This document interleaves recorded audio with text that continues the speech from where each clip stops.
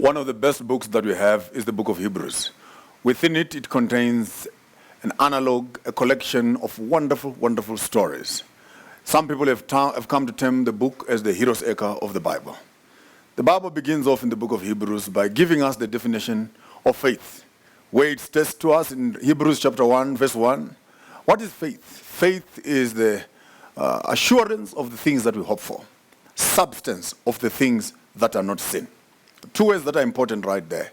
It is assurance and substance, translated into the Greek what they call hypostasis, almost to mean title deeds.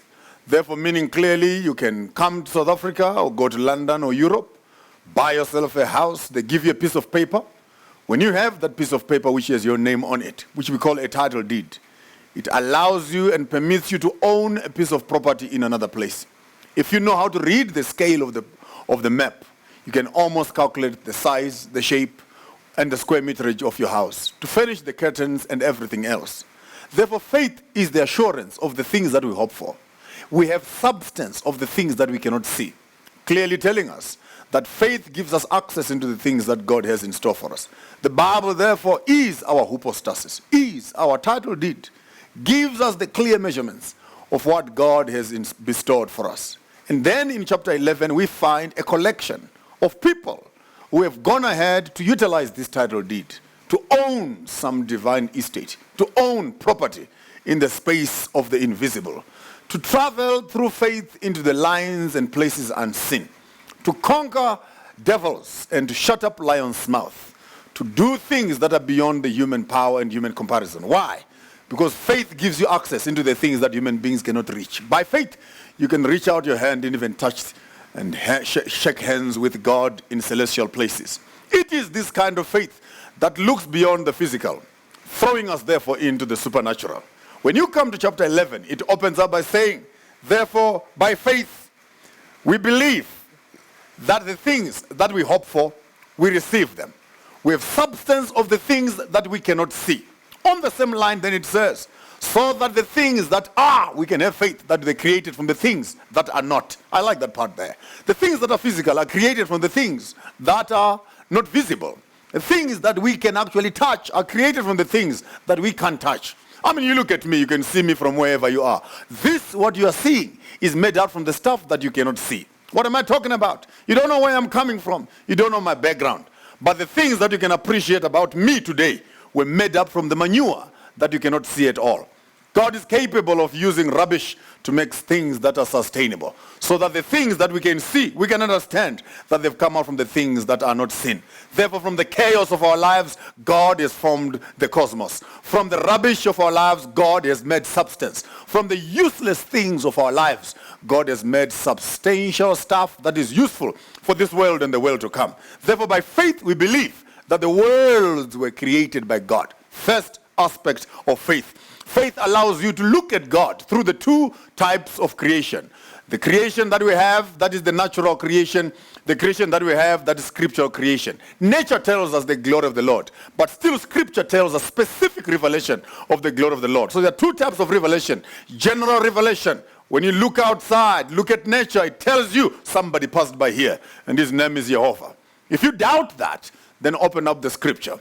Word for word, you'll have an account of what he did, how he did, and when he did. Therefore, faith, the first thing it does, it allows you to understand your history, where you're coming from, to believe that the world was created by God. For if we can understand that the world was created by God, therefore, you are not an accident.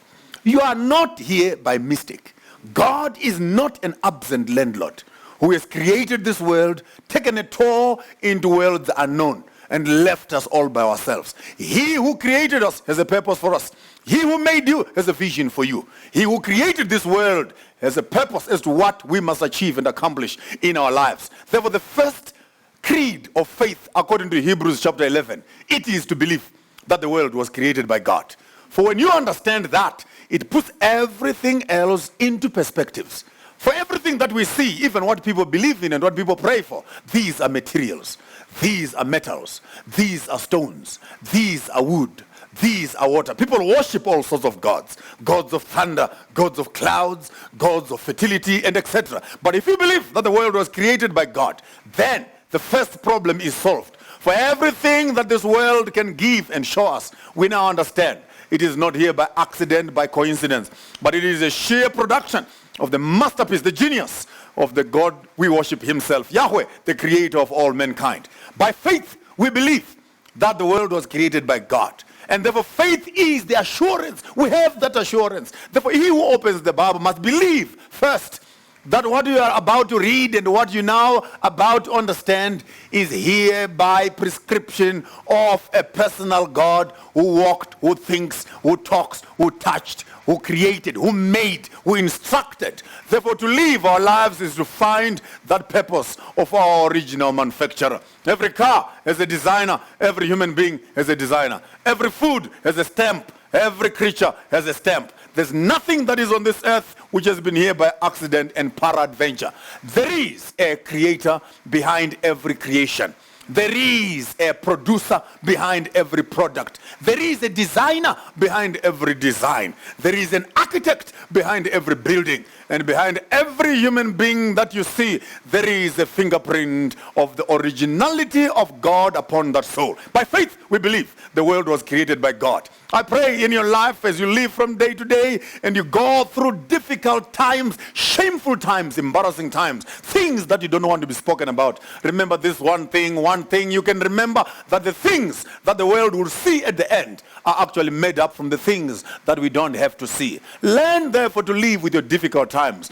God is making something organized out of your disorganization. God makes cosmos out of chaos.